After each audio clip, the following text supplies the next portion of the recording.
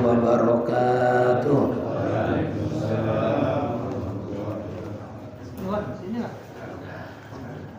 Bismillahirrahmanirrahim.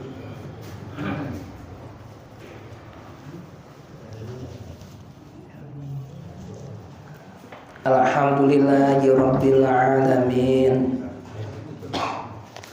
Wa bihi nasta'in wa ala umurid dunya waddin.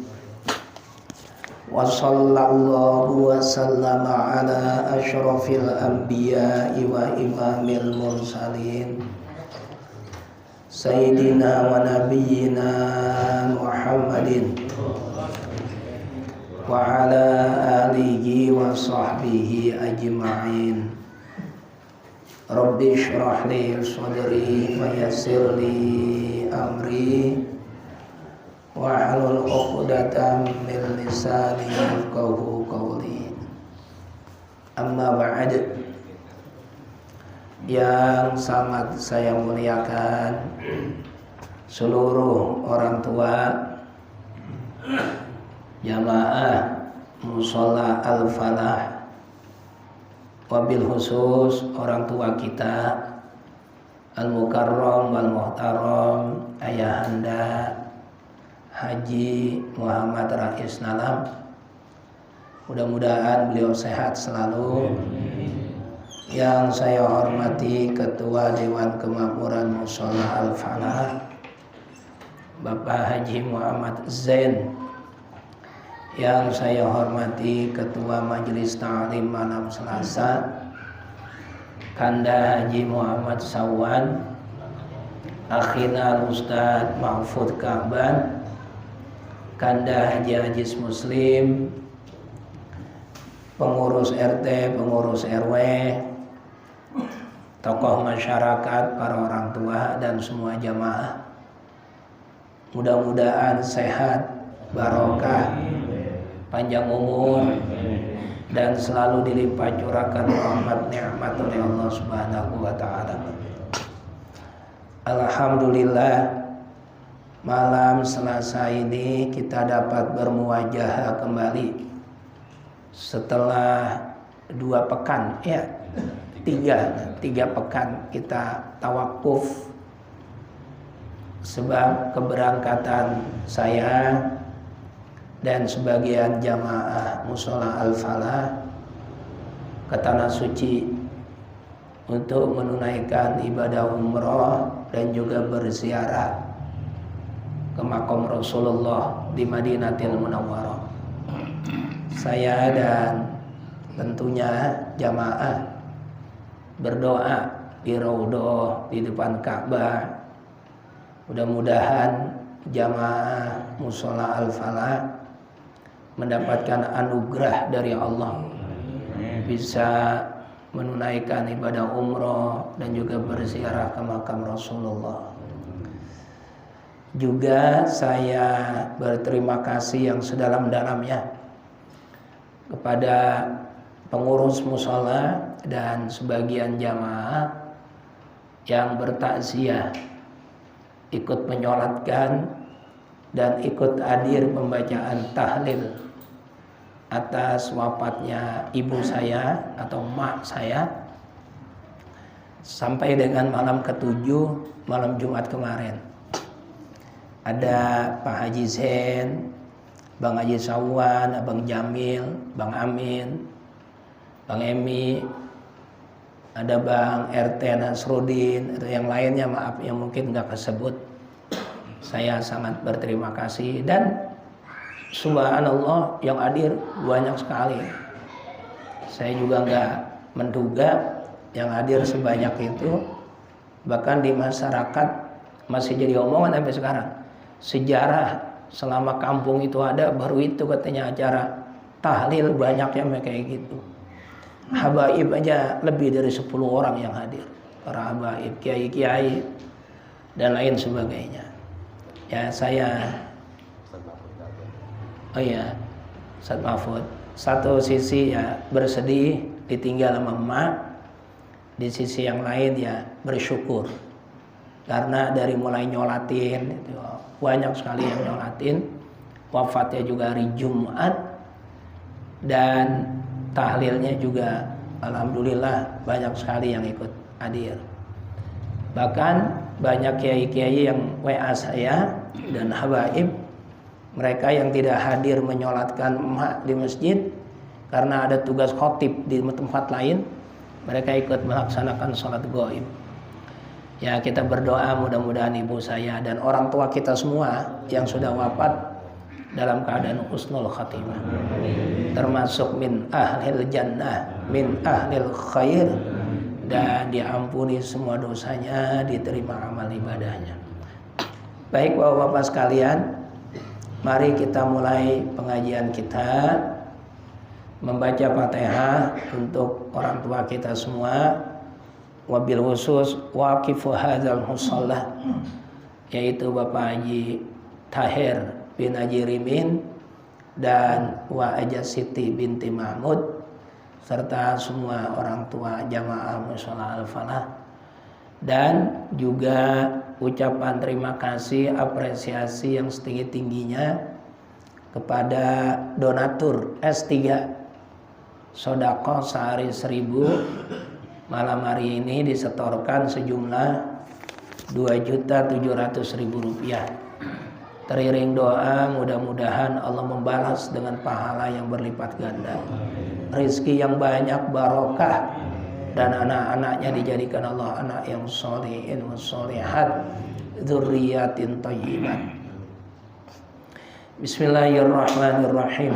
Hadiyatan nu'tiha wa nuqaddimu ala habibina wa syafi'ina wa qurrati a'yunina wa maulana Muhammadin Rasulillahi sallallahu alaihi wasallam wa ala alihi wa ikhwanihi minal anbiya'i wal mursalin wal awliya'i wa syuhada'i wa salihin wa sahabati wa tabi'in wal ulama'i wal mufassirin wal muhaddisin wal musannifin wa ila ruhi jami'il malaikatil muqarrabin khususan ila ruhi sultanil awliya Syekh Muhyiddin Abdul Qadir Jilani radhiyallahu anhu, summa ila arwahil ulama'il mutaakhirin khususan ila ruhi Kanjeng Sunan Gunung Jati, Kanjeng Sunan Kudus, Kanjeng Sunan Kalijogo, Kanjeng Sunan Muria, summa ila arwahi jami'il ulama'i wa awliya'i hadhil qaryah, summa ila arwahi jami'i ahlil kubur minal muslimina wal muslimat wal mu'minina wal mu'minat min masyariqil ardi ila magharibiha barriha wa bahriha, khususan aba'ana wa ummatina wa ajdadana wa jaddatina, wa khususan ila arwahi jami'i keluarga besar Majelis Ta'lim Mushola Al-Falah, wa khususan ila ruhi Kang Haji Tahir bin Haji Rimin, summa ila ruhi Wa Aja Siti binti Mahmud, summa ila ruhi ummi Haja Maisarah binti Kang Samit, summa ila ruhi Abi Yamin bin Usman, summa ila ruhi Abi Haji Muhammad Thayyib bin Syarbini, summa ila ruhi Bapak Haji Jailani bin Haji Muhammad, summa ila arwahi jami'i arwahi man yahduru fi hadzal musalla al-falah, ghafarallahu dzunubahum wa nawwara dhurriyyahum wa ja'alil jannata maswahum wa yu'li darajatihim, wa nas'aluka ya Allah ya Allah ya Allah innaka ala kulli syai'in qadir li jami'i sakhi alladhi yunfiqu amwalahu fi S3 sedekah sehari 1.000 ya Allah. Allahumma ati rizqan katsiran halalan thayyiban mubarakan lahum ya Allah. Al-Fatihah. A'udzu billahi minasyaitonir rajim. Bismillahirrahmanirrahim. Alhamdulillahi rabbil alamin arrahmanir rahim.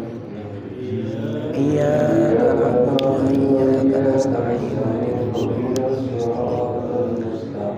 Shiratal ladzina an'amta 'alaihim ghairil maghdubi 'alaihim waladdallin.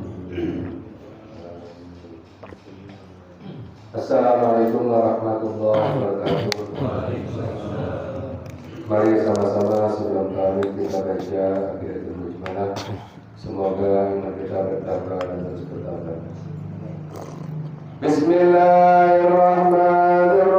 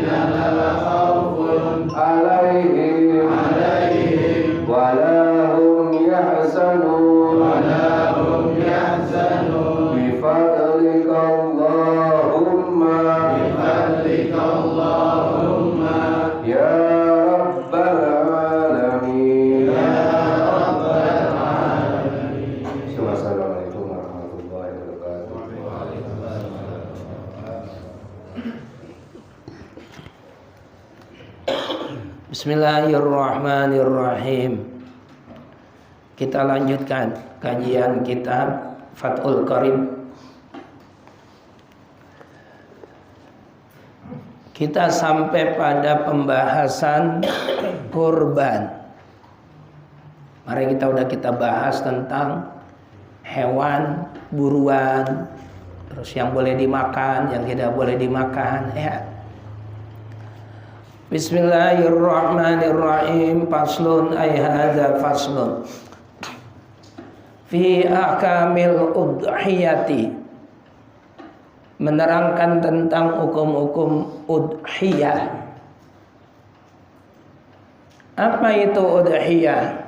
Bidomil hamzati fil ashhari, di domah hamzahnya domah. Wahia, yaitu ismun, suatu nama. Udhiyatu nama. Nama apa? Lima yuzbahu minan na'ami yawm 'aidin nahri. Nama untuk hewan yang disembelih. Hewan-hewan tersebut berupa na'am. Na'am itu isinya onta, sapi, dan kambing. Lah kerbau disamakan dengan sapi.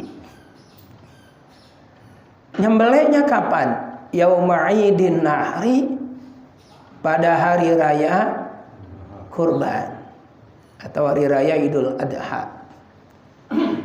Wa ayyamit tasyriqi, dan pada hari-hari tasyrik. Taqarruban, tujuannya adalah taqarrub, mendekatkan diri. Ilallahi, kepada Allah Ta'ala. Taqarrub, mendekatkan diri. Makanya disebutnya kurban. Motong hewannya tertentu. Onta, sapi, kambing pada hari raya Idul Kurban dan hari-hari tasyrik. Tujuan motong itu taqarruban, sebagai bentuk kurban, pendekatan diri ilallah ta'ala, kepada Allah. Ada beberapa hal yang harus kita pahami. Pertama, hewannya itu tertentu, minan na'ami, yaitu hewan onta, sapi, dan kambing. Maka tidak termasuk kurban kalau kita menyembelih selain itu. Kuda, bebek, ayam, nila, soang, dan lain-lain. Kuda kan gagah, gesit, tunggangan larinya lebih cepat. Tetap tidak boleh. Terus timbul pertanyaan lagi. Kenapa kok agama itu hanya merekomendasikan 3? Pertama onta, kedua sapi, dan ketiga kambing. Kenapa yang lain tidak direkomendasikan? Nah, ini hebatnya Islam, terutama junjungan kita Nabi Muhammad SAW. Karena hewan-hewan ini, yaitu onta, sapi, dan kambing, adalah hewan yang dijamin populasinya akan tetap ada sampai hari kiamat oleh Allah. Dipotongin tiap hari, dipotongin tiap hari, dipotongin tiap hari. Itu kagak bakalan habis, populasinya akan tetap ada. Tapi kalau hewan yang lain akan habis populasinya. Misalnya diperbolehkan korban pakai kuda, atau seorang orang kaya, orang-orang berduit, rame-rame patungannya kuda, nggak apa-apa, mahalan, enak, larinya lebih cepat daripada sapi. Maka kuda akan habis, akan lenyap dari muka bumi, karena populasinya tidak dijamin keberadaannya. Begitu juga kijang, rusa, dan lain-lain. Nah, kalau ayam kan kagak bakalan habis populasinya. Ya kekecilan, korban ayam mau dibagiin siapa? Nggak ada hitungannya. Motong ayam atuh, dibagiin warga musola. Ada yang dapat paha, lumayan. Nah, kalau yang dapat leher sama pala, menceker lah kan kesian. Makanya nggak perlu masa korban ayam. Itu. Kapan itu hari raya Idul Adha, hari raya korban? Hari raya korban itu tentu saja sesudah kita melaksanakan sholat Idul Adha. Wa ayyamit tasyriki, dan juga hari-hari tasyrik. Hari tasyrik itu tanggal 11, tanggal 12, dan tanggal 13 bulan Zulhijjah. Jadi pelaksanaan korban ada 4 hari. Umpama kita lebaran hari Selasa, maka Selasa, Rabu, Kamis, Jumat. Nah, Rabu, Kamis, dan Jumat itu disebutnya apa?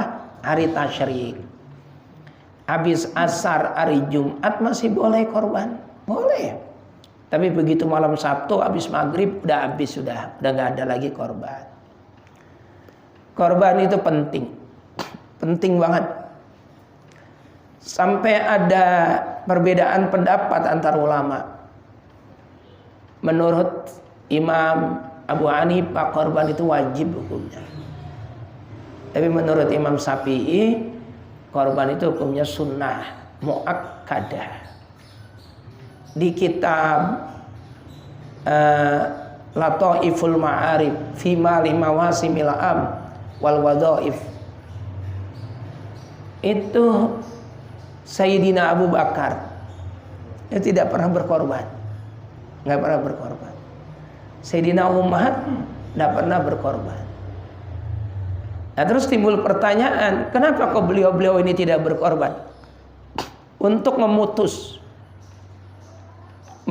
apa? Memutus anggapan orang yang mengatakan bahwa korban itu wajib. Karena Nabi selalu korban. Bahkan Nabi korban dengan hewan yang terbaik. Amlahaini akronaini zabaha bihima biyadihi syarifah, dipotong keduanya dengan tangan mulia beliau. Itu kambing warnanya putih, gede, bertanduk, dipotong dengan tangan beliau sendiri. kalau Nabi selalu mengerjakan, nanti akan timbul kesan bahwa korban itu satu kewajiban. Nah, kalau korban ini satu kewajiban, apalagi kewajiban yang mustamir setiap tahun harus dilakukan, itu tentu akan memberatkan umat Islam. Makanya Abu Bakar, Umar, dan beberapa sahabat itu nggak korban. Sehingga kita ada hujah. Oh, nggak wajib. Kalau emang wajib, pastinya Abu Bakar korban. Pastinya Abu Bakar korban. Bukan berarti Abu Bakar atau Umar itu pelit, bukan. Hukum harus begitu. Harus ada yang menjadi mortir.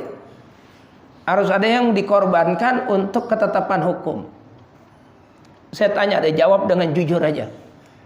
Bapak-bapak pernah nggak sholat subuh kesiangan? Oh, pasti pernah kan? Termasuk yang ngomong juga pernah. Saya pernah. Ya, pasti pernah kita. Nah, terus kalau kita udah kesiangan, kita sholat apa enggak? Sholat. Namanya apa? Namanya? Oh, qadha. Pertanyaannya itu ngikutin siapa kita? Kan begini logikanya. Sholat subuh itu kan min fajri shadiq, ketika azan dikumandangkan, Allahu Akbar, Allahu Akbar, sampai matahari terbit. Ketika matahari terbit berarti waktu subuh udah habis. Lalu terus kita kesiangan bangun-bangun jam 8. Berarti kan waktu subuh udah habis. Terus kita sembahyang di luar waktu. Di luar waktu, waktunya udah habis. Nah, ini kan logikanya kagak sah sembahyang kita. Karena tidak pada waktunya. Nah, ternyata karena Allah begitu sayang sama kita, Allah sayang banget sama kita, itu Allah menakdirkan Nabi kita juga pernah kesiangan. Ini sahih riwayat Imam Bukhari. Nabi kita Muhammad pernah kesiangan. Siangan, matahari udah terang. Astagfirullah. Nah, terus Nabi kita mengerjakan apa? Sholat. Tetap sholat subuh. Qadha namanya. Nah, sehingga kita yang kesiangan akhirnya ngikutin Nabi, qadha. Coba kalau Nabi kagak pernah kesiangan, sholatnya tepat terus seumur hidup beliau, maka tidak ada sholat apa? Qadha. Kita ketika udah kesiangan ya udah nggak pernah sholat. Sholat juga percuma, bukan pada waktunya. Tapi karena Nabi ditakdirkan kesiangan dan beliau mengqadha, akhirnya kita mengikuti itu. Ini indahnya Islam. Korban, semua korban. Abu Bakar memilih tidak korban. Biarin dah saya enggak. Sehingga umat Nabi melihat, oh berarti korban bukan wajib. Karena ada sahabat paling dekat Nabi, bahkan mertuanya Nabi, laki-laki yang paling dicintai Nabi itu Abu Bakar. Ternyata tidak korban. Tuh, jelas ya. Termasuk di kitab Majmu' Syarhul Mu'adzab juga keterangannya ada. Bab korban. Masya Allah. Cuma jangan disamain. Begitu sembahyang subuh kesiangan, kemana bang agak musola? Kesiangan. Lah mengapa kesiangan? Ngikutin Nabi juga pernah kesiangan. Enak aja. Nabi itu seumur hidup kesiangan sekali. Itu juga emang ditakdirin sama Allah kesiangan. Lah kalau kita mah bolak-balik, itu memang niat kesiangan kalau begitu. Itu kan dalilnya santri. Sholat subuh kesiangan. Kenapa kesiangan? Ya kalau Nabi nggak diikutin ya salah juga. Ya kita perlu ngikutin Nabi juga. Dalilnya santri. Ada yang wajib kita mengikuti Nabi. Contohnya sholat. Ya kita wajib. Cara Nabi sholat, ruku ya bagaimana, sujud ya bagaimana, tumanina. Ada yang sunnah kita ngikuti Nabi, bersiwak. Kemudian sholat tahajud, sholat duha, puasa Senin Kamis, kan sunnah. Ada juga yang haram, bahkan kita ngikuti Nabi. Haram. Ikuti Nabi, haram, nggak boleh. Apa itu? Punya bini. Nabi kita bininya berapa? 11. Nah haram kan ngikutin. Punya bini 11. Jangan lagi 11, 2 aja kagak berani. 1 kagak ada. Iya. Haram, nggak boleh. Karena dalam Al-Quran batasannya berapa? 4. Fankihu ma tobalakum minan nisa'i masna wa sulasa wa ruba. Nah terus kita ngikutin Nabi, punya bini berapa? 11. Lah kan haram. Karena bertentangan dengan Al-Qur'an. Jadi jangan kebiawiyah. Istilahnya wong Jawa ya ampun kebiawiyah. Pokoknya apa yang dilakukan Nabi kita lakukan. Nanti dulu lihat-lihat dulu. Ya kalau Nabi istrinya 11 terus kita ngikutin 11 malah nggak boleh. Nggak boleh. Ya ikutin yang jelas saja aturannya. Sholat tahajud, sholat duha, qobliyah, ba'diyah. Terus kemudian puasa Senin Kemis, puasa Ayyamul Bid. Kalau pengen lebih keren dikit puasa Daud, sehari puasa sehari enggak. Sama kan sama kita, bedanya kita sehari kagak sehari lupa, sehari kagak sehari lupa. Alias kagak pernah puasa. Kayak Bang Haji Aziz kan istiqomah, Senin Kemis, Senin Kemis. Kita juga istiqomah, Senin Selasa Rabu Kamis Jumat Sabtu Minggu. Istiqomah apa? Tidak puasanya. Masya Allah. Jadi harus diperhatikan benar-benar. Jangan terus kemudian konteksnya apapun yang dilakukan Nabi wajib kita ikuti. Nanti dulu lihat-lihat dulu. Lihat-lihat dulu. Nabi itu kalau sembahyang Isya itu di akhir waktu, bukan di awal waktu. Di akhir waktu. Hadisnya sahih. Terus sahabat bertanya, "Ya Rasulullah, ada apa ini? Lah kok sholat Isyanya udah mendekati subuh?"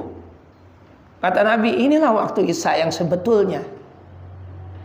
Kalau saya tidak khawatir memberatkan umat saya wajibkan kalian sholat pada waktu ini. Tuh, karena Nabi ada asyaddun nasi syafaqatan li ummati. Manusia atau Nabi yang paling penuh kasih sayang kepada umatnya. Beliau tahu kalau sembahyang Isya ditetapkan misalnya jam 3 atau setengah 4, kagak ada yang sembahyang kita.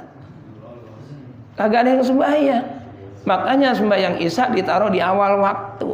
Jam 7 lah kalau sekarang. Nabi itu lebih utama di akhir waktu. Nah sesekali kayak gitu boleh kita tiru. Saya beberapa kali melakukan sama istri. Jangan sholat dulu Neng.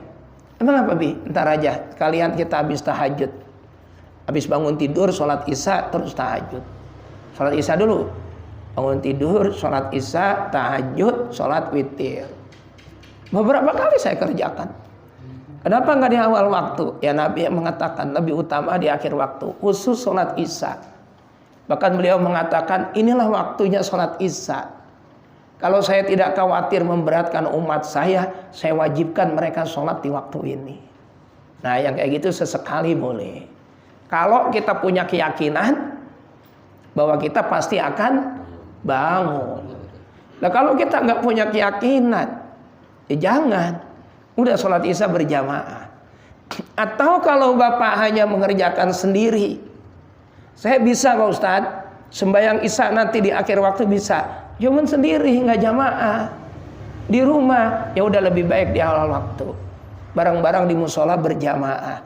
Karena nilai jamaah dibanding dengan sholat sendirian afdolu min sholatil fadzi bisab'in wa isyrina darajatan. Itu pahalanya 27 derajat. Lebih banyak sholat berjamaah. Kayak ada di kitab Al-Minahus Saniyah itu karya As-Sayyid Abdul Wahab Asy-Sya'rani. Al-Minahus Saniyah karya As-Sayyid Abdul Wahab Asy-Sya'rani. Ada orang tidak pernah meninggalkan sholat Isya sama sekali secara berjamaah. Artinya sholat Isyanya selalu jamaah, selalu jamaah, selalu jamaah. Satu ketika kedatangan tamu. Terus dia sibuk ngurusin tamu, ngormatin tamu, dia lupa dengan waktu Isya. Kaget dia, astagfirullah, ya Allah. Ini waktu Isya udah kelewat jauh ini. Masjid mana, musola mana yang masih mengerjakan sholat? Dicari mau dia selebar kampung. Pondok Ungu kagak ada, pindah Harapan Baru. Kagak ada, pindah ke Keranji. Pindah lagi Kaliabuang, pindah Kampung Nangka. Udah dikelilingin semua tuh dia jalan. Nyari orang yang sholat jamaah. Udah kagak ada. Semua masjid, semua musola udah ditutup. Nangis dia. Terus dia ingat hadis Nabi, sholatul jamaati afdalu min sholatil fadzi bisab'in wa isyrina darajatan. Sholat berjamaah dibanding sholat sendirian, itu keutamaannya lebih utama sholat berjamaah 27 derajat.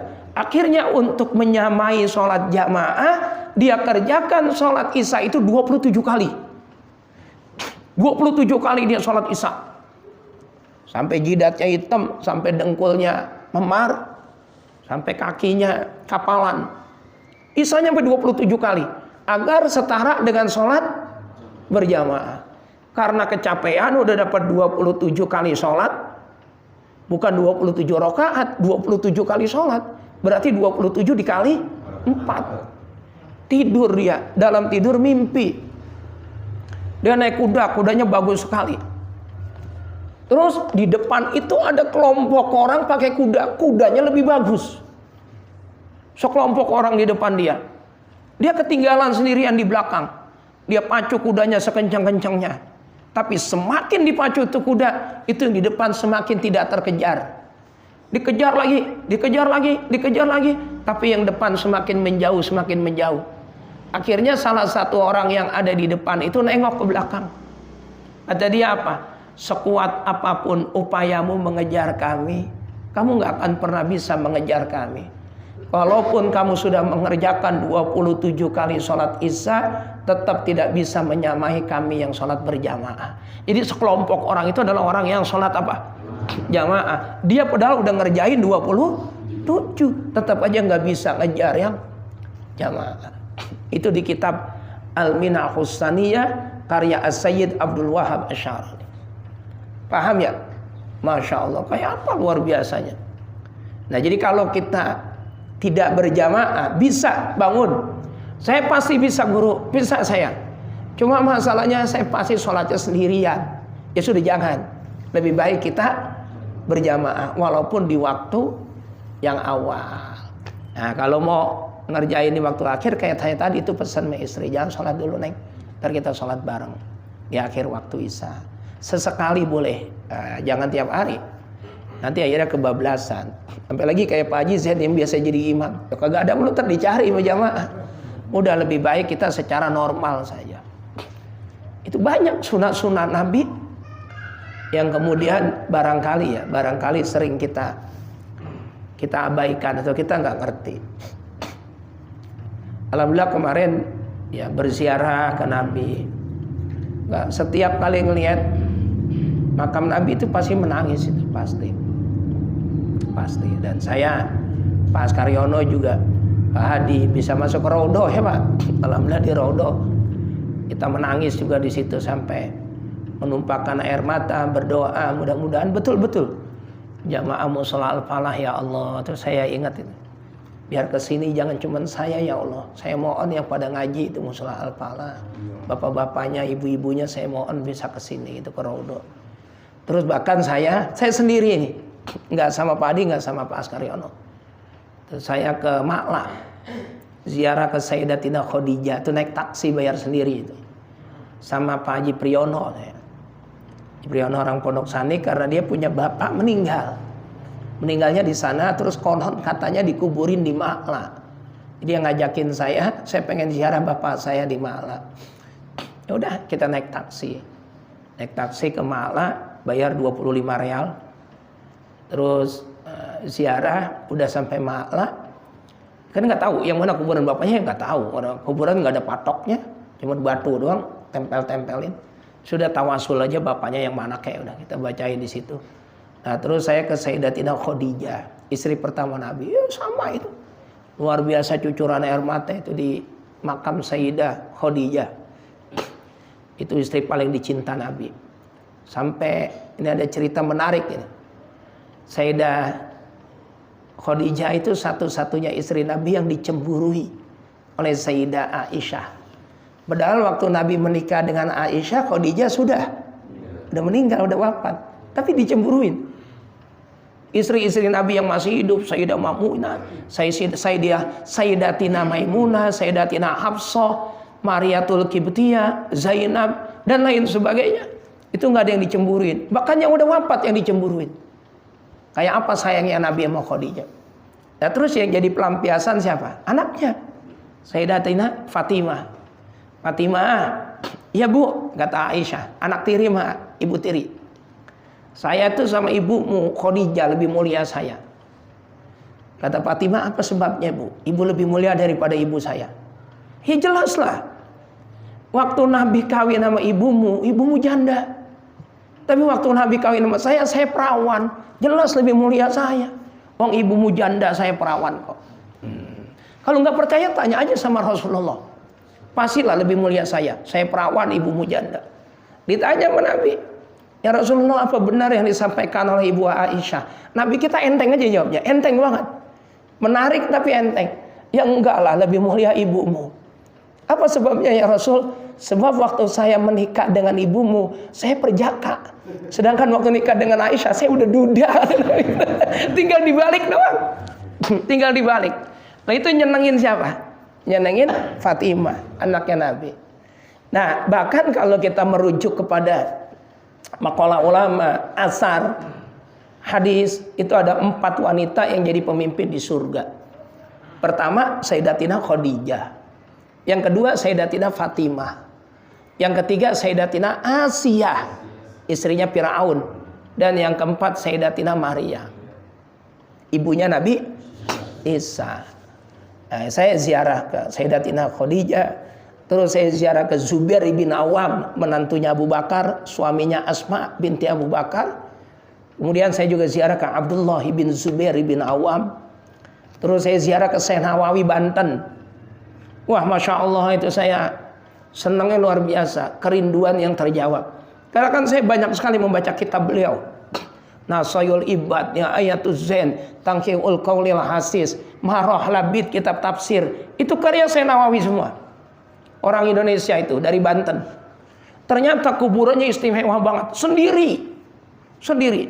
Ini untuk ziarah beliau kita naik. Naik 1 tingkat. Itu kuburannya sendiri. Ada namanya lagi. Yang lain nggak ada. Syekh Nawawi bin Umar. Ziarah ke situ. Nah terus saya ziarah juga ke Mbak Maimun Zubair. Dan Mbak Maimun Zubair juga ada namanya. Kiai Haji Maimun Zubair ada namanya. Namanya itu posisinya di kaki. Di kaki. Yang di kepala nggak dikasih nama.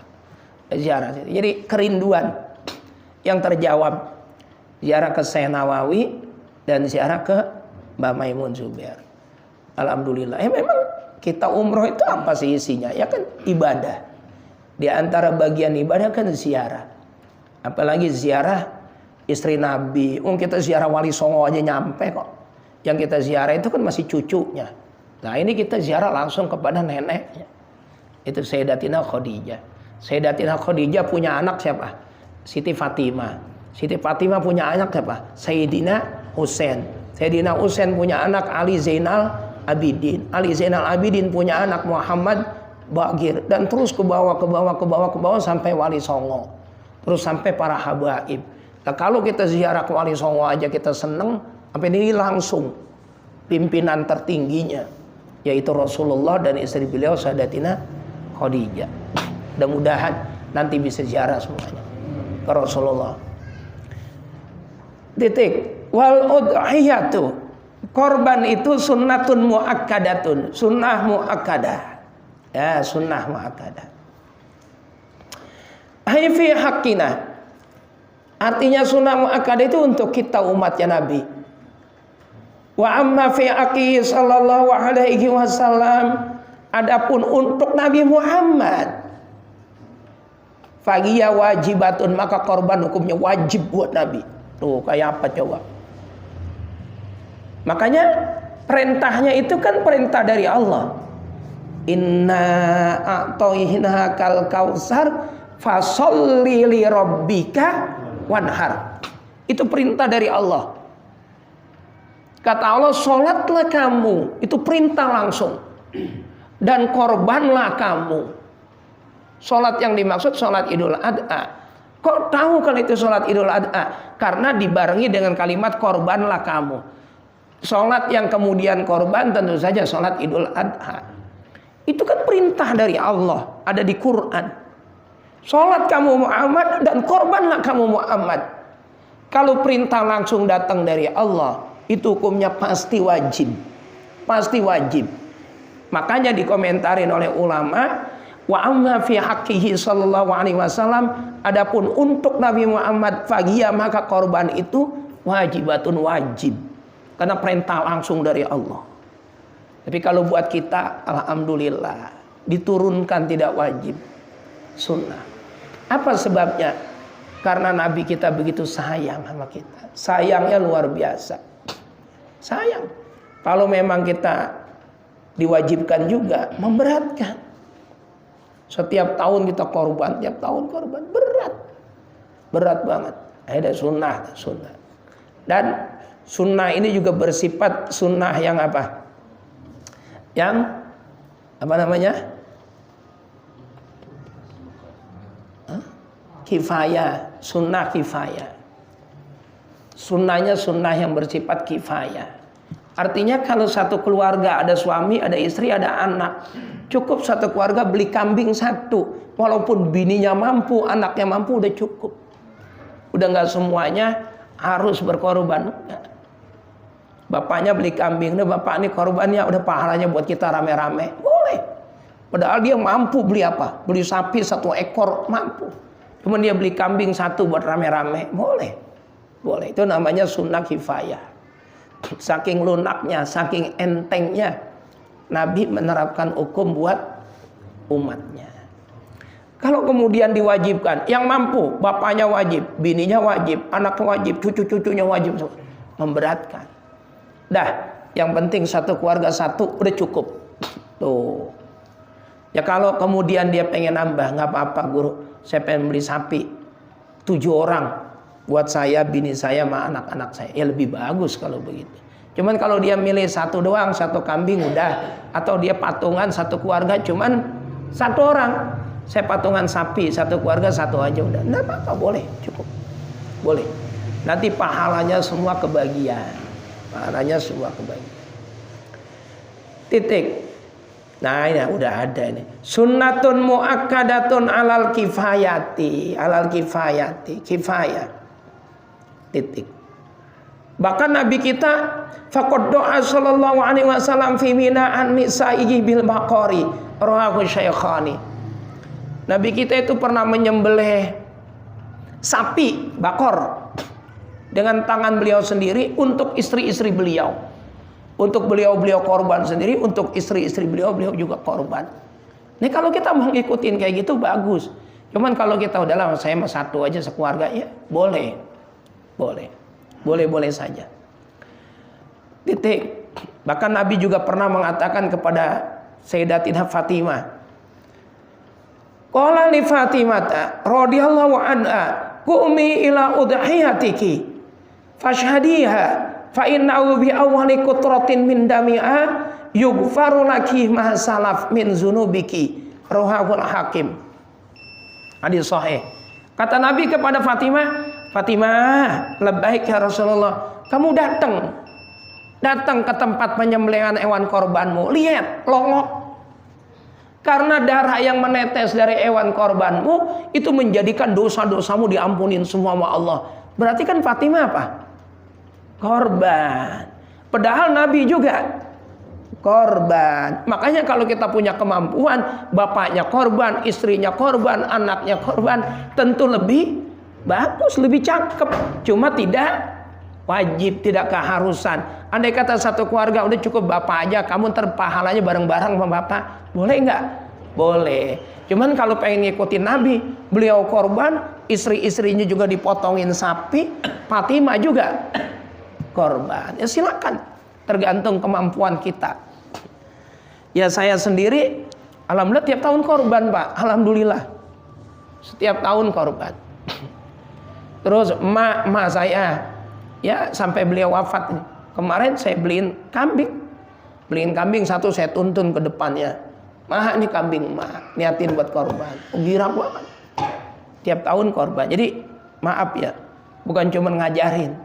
Saya juga korban. Saya korban, tapi juga dapat daging korban. Dari pondok umum dapat, dari mana-mana dapat. Itu kalau korban kulkas pakai kagak muat itu. Udah banyak yang nganterin. Alhamdulillah, daging korban itu berkah ya, berkah. Nabi kita tidak bersedia menerima zakat, nggak mau zakat. Tapi beliau makan daging korban, gitu. Saya juga nggak mau nerima zakat. Jadi kalau ada orang ngasih duit ya saya alihkan ke pesantren. Pak Ustadz, ini zakat saya, yalah nanti buat yang lain aja. Atau kadang-kadang kasih ya yang lain, tetangga-tetangga atau Bang Nur itu, yang kalau hari Minggu subuh ikut ngaji itu. Nah, itu saya kasih dia atau yang lain. Tapi kalau korban saya ngikut makan, gitu. Tapi kalau hadiah saya terima. Guru, ini hadiah THR buat lebaran, saya terima. Gede. Kalau zakat ini 100 200, kalau hadiah kan 2 juta. Tapi bukan itu alasannya. Bukan. Kalau korban itu orang kaya, orang miskin, kiai, habib semuanya boleh makan. Tapi kalau zakat nggak boleh, orang kaya nggak boleh. Saya nggak ngaku diri saya kaya, enggak. Tapi dalam hal apa saya nerima zakat itu? Kalau dibilang orang miskin, saya punya mobil macam-macam. Enggak, udah saya nggak nerima zakat, enggak. Tapi kalau korban nerima. Ini mesen Bang Haji bagi saya palanya, dianterin pala sapi. Baik, nanti kita lanjutin lagi insya Allah, masih panjang pembahasannya. Ini baru pembahasan tentang hukum korban dan definisi korban. Mudah-mudahan barokah dan manfaat. Al-Fatihah.